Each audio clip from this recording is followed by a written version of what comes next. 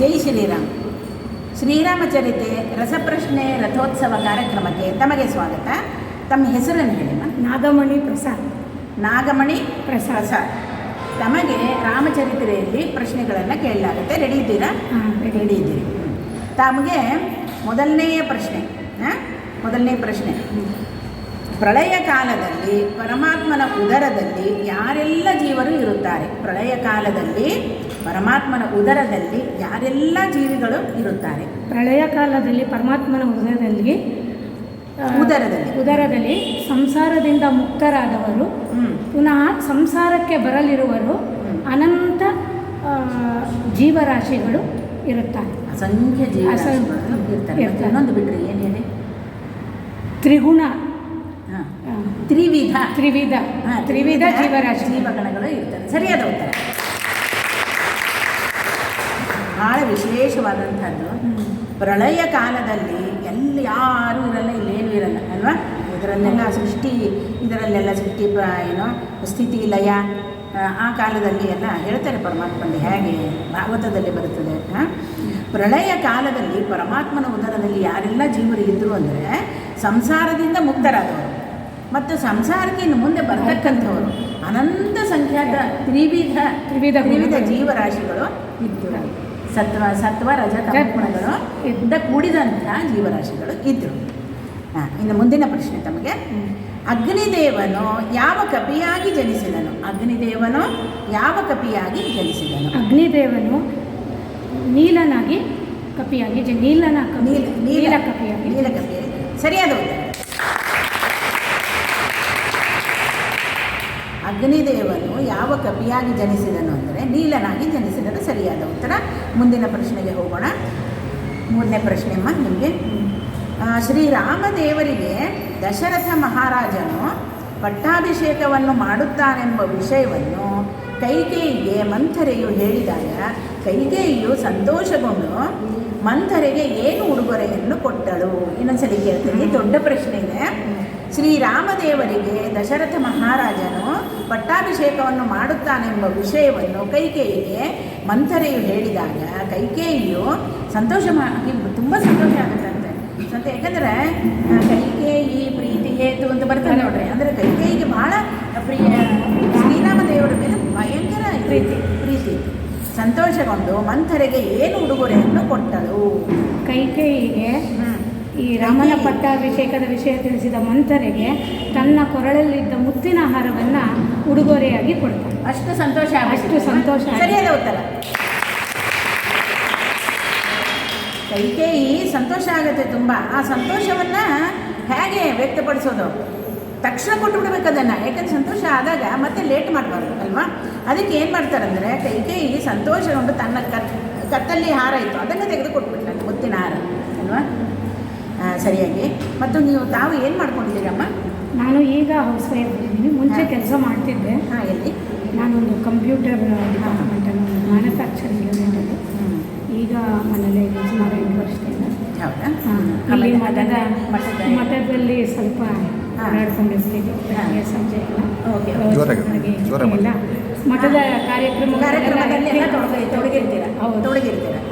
ಅದೇ ಅದು ಏನಂದರೆ ಇಲ್ಲಿ ರಾಯರ ಸೇವೆಯನ್ನು ಮಾಡಿ ಒಂದೇ ಮಾತು ಅಲ್ವಾ? ಇನ್ನು ಕೊನೆ ಪ್ರಶ್ನೆಗೆ ಬರೋಣ ನಮಗೆ. ಅತಿ ಶ್ರೇಷ್ಠವಾದ ಗಲ್ಲವುಳ್ಳವನಾಗಿದ್ದರಿಂದ ಯಾರು? ಹನುಮಂತ. ಅತಿ ಶ್ರೇಷ್ಠವಾದ ಗಲ್ಲ ಉಳ್ಳವನಾಗಿದ್ದುದರಿಂದ ಅಂಜನಿ ಸುತನಿಗೆ ಬ್ರಹ್ಮದೇವರು ಏನೆಂದು ನಾಮಕರಣ ಮಾಡಿದರು? ಇನ್ನೊಂದ್ಸಲಿ ಕೇಳ್ತೇನೆ.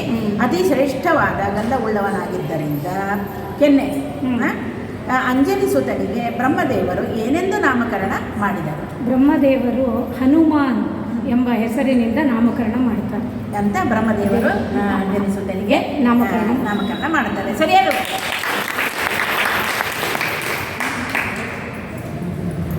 ಹನುಮಾನ್ ಕಿ ಜೈ, ಜೈ ಜೈ ಹನುಮಾನ್ ಕಿ ಜೈ. ಹರಿ ಸರ್ವೋತ್ತಮನೆಂಬುವ ತತ್ವಕ್ಕೆ ಜಯ ಭೇರಿಯ ಹೊಡೆದ್ಯೋ ಹನುಮ. ಜಯ ಜಯ ಹರ ಹರ ಢಣ ಢಣ ಢಣ ಢಣ ಢಣ ಢಣ ಢಣ ಢಣ ಢಣ ಢಣ ಢಣ ಬೇಲಿಯ ನಾದವು ಕೇಳುತ್ತಿದೆ. ಹನುಮಾನ್ ಕಿ ಜೈ, ಜೈ ಜೈ ಹನುಮಾನ್ ಕಿ ಜೈ, ಹನುಮಾನ್ ಕಿ ಜೈ, ಜೈ ಜೈ ಹನುಮಾನ್ ಕಿ ಜೈ.